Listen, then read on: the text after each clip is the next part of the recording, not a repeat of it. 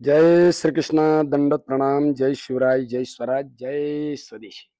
मित्रांनो, मैत्रिणींनो आणि माझ्या सर्व आदरणीय सन्माननीय माता पिता तुल्य राष्ट्रभक्तांनो, स्वदेशी आयुर्वेद प्रेमींनो,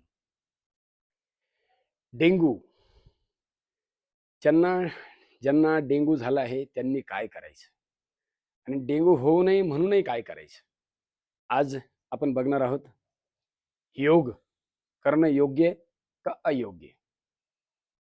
तर बघा, सगळ्यात पहिले, जर डेंग्यूचा ताप आला असेल तर अशा वेळेस आपण काय करायचे ते पहिले आपण समजून घेऊ. योग साधनेमध्ये त्याचा काय उपचार आहे, त्यानंतर आपण समजून घेऊ आयुर्वेदामध्ये त्याचा काय उपचार आहे, आणि नंतर आपण शेवटी समजून घेऊ प्राकृतिक उपचारामध्ये त्याचं काय समाधान आहे. तर बघा, योग साधनेमध्ये सिद्धासन, सुखासन, पद्मासन, वज्रासन, ब्रह्मचर्य आसन, कुठल्याही एक ध्यानस्थ आसनामध्ये बसा. किंवा बसण्याची क्षमता नसली, कारण खूप कसकस असते, खूप ताप आलेला असतो, फनफन करत असतं सगळं शरीर, पांढऱ्या पेशी कमी झालेल्या असतात, तांबड्या पेशी कमी झालेल्या असतात आणि शरीरामध्ये खूप कमजोरी आलेली असते. अशा वेळेस योग साधनेमध्ये कुठल्याही प्रकारचे आसन, कुठल्याही प्रकारचे व्यायाम हे निषिद्ध केलेले आहे. मग काय करायचं? फक्त प्राणायाम करायला सांगितलेले आहे. प्राणायाम परमम तप. तर बघा, कुठला प्राणायाम करायचा आहे? ताप खूप आहे अशा वेळेस आपली उजवी नाकपुडी बंद करा, डाव्या नाकपुडीने श्वासात घ्या. बघा, चंद्रभेदी प्राणायाम.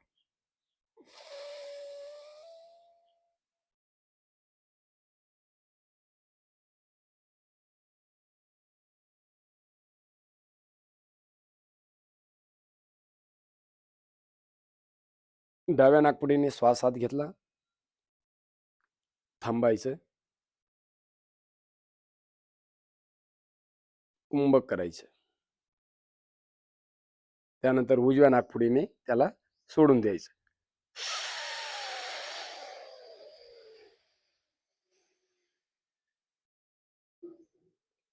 पुन्हा डावीने घ्यायचा.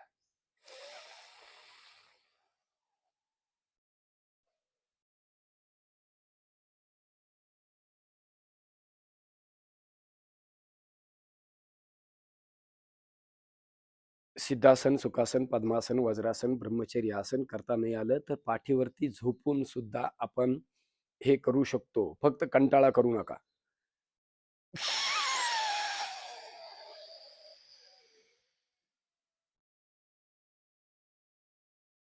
असं डावीने घेणे, उजवीने सोडणे, डावीने घेणे, उजवीने सोडणे, किंवा डावीने घेणे, थोडं थांबणे, उजवीने सोडणे, डावीने घेणे, थोडं थांबणे, उजवीने सोडणे. असं तुम्ही कमीत कमी 27 आवर्तनं तरी पूर्ण करा. त्याच्यापेक्षा जास्त तुम्ही करू शकता. 51 करू शकता, 100 करू शकता, 1000 करू शकता. पण लागलाय पुढे. समजा तापही आलाय आणि थंडी वाजते. तर अशा वेळेस अल्टरनेटिव्ह ब्रीदिंग म्हणजे अनुलोम विलोम. बघा, प्रथम डावीने घ्यायचा,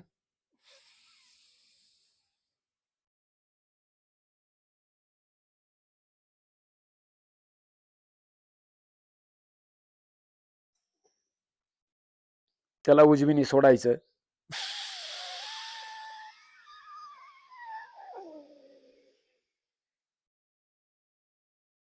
पुन्हा उजवीने घ्यायचा,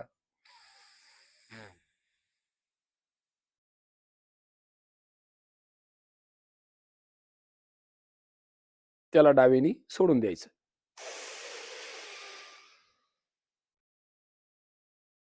पुन्हा डावीने घ्यायचा,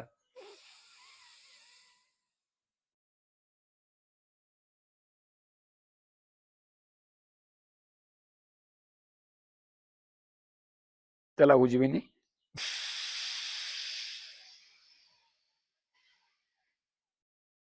सोडून द्यायचं. पुन्हा उजवीने घ्यायचा,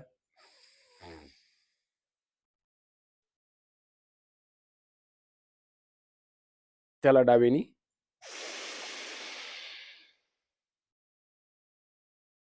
सोडून द्यायचा. हे कमीत कमी 250 ते 500 आवर्तनं पूर्ण करायचे. अनुलोम व विलोम प्राणायामाचे, हे ध्यानात घ्या. हे 2 जरी प्राणायाम आपण केले फक्त, तरी आपलं आरोग्य खूप लवकर, जर डेंग्यू झाला असेल तर खूप लवकर आपण त्याच्यातून बाहेर येऊ शकतो, म्हणजे रिकवर होऊ शकतो.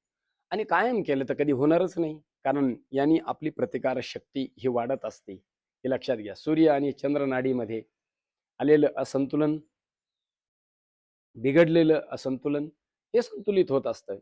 आणि चंद्रभेदी प्राणायाम आपण जर केला तर शरीरामध्ये खूप जास्त वाढलेला जो ताप आहे, हा ताप शांत होत असतो.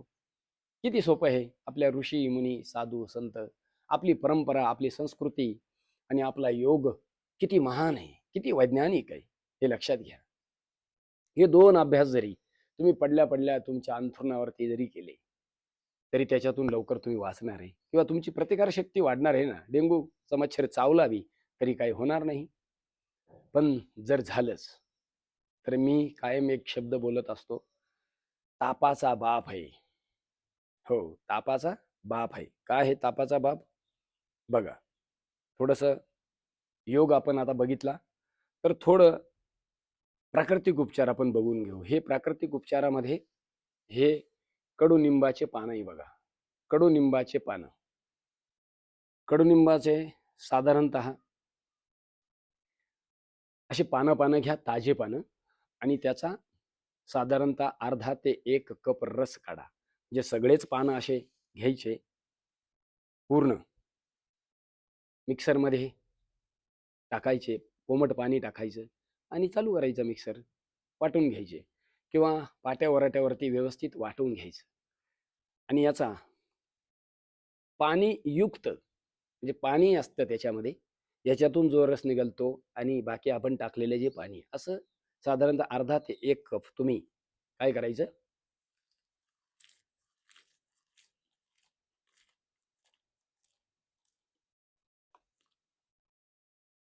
ताज्या ताज्या पानांचा रस प्यायचा सकाळी रिकाम्या पोटी,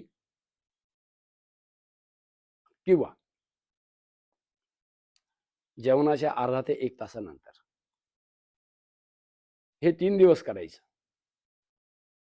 किंवा 7 दिवस करायचं. पूर्ण डेंगू नील. किंवा हा बघा, हा गुडवेल आहे. ह्या गुडवेलाचा वेल मी आणलाय तुम्हाला दाखवण्यासाठी. गुडवेल, गुडवेलाची पानं खाले, असे ताजे पानं 10-15 पानं खाले तरी चालतात. किंवा एक फुटभर काडी घेतली. काडी फक्त खूप मोठी नको, खूप जाड नको, अशा बारीक बारीक जर काड्या असल्या,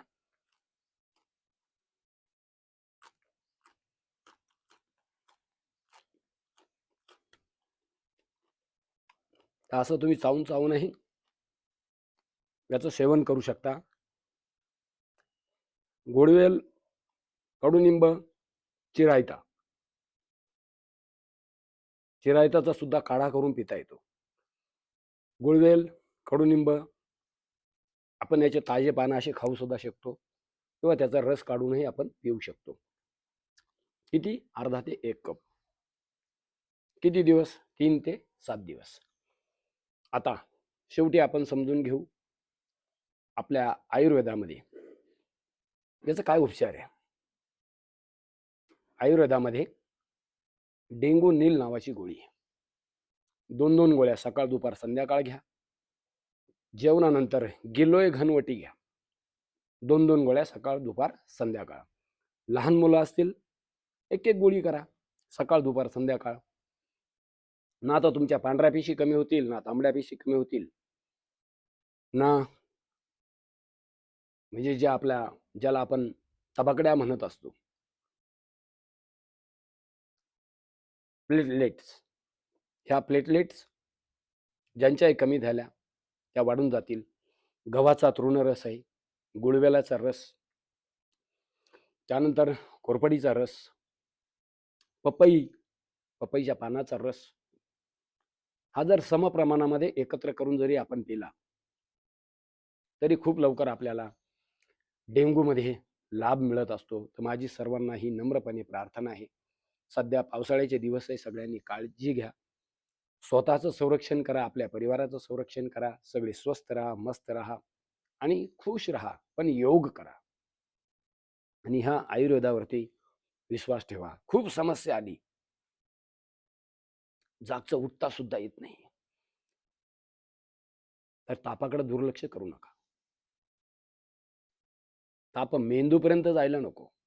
जर यदाकदाचित ताप म्हणजे ज्याला मेंदू ज्वर आपण म्हणत असतो, ताप मेंदूत केला तर वाचवणं सुद्धा अवघड असतं. अशा वेळेस तुमच्या आसपास जे वैद्य असतील, तुमचे जे फॅमिली डॉक्टर्स असतील, त्यांना ताबडतोब दाखवा. त्यांचा सल्ला घ्या, गोळ्या औषधं घ्या आणि लवकर नीट व्हा, स्वस्थ व्हा. तर आजच्या पुरतं इतकंच.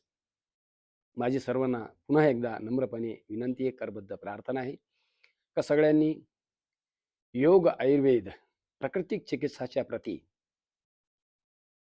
आपली श्रद्धा वाढवावी. ऋषी, मुनी, साधू, संतांनी यांनी जे काही ज्ञान आपल्याला दिलंय, हे ज्ञान जगाला वाटावं आणि वसुधैव कुटुंबकम या सगळ्या विश्वाला निरोग करण्याचं स्वप्न उराशी बाळगावं. तर आजच्या पुरतं इतकंच. आवडलं लाईक करा, शेअर करा, सबस्क्राईब करा. जय हिंद, जय भारत, वंदे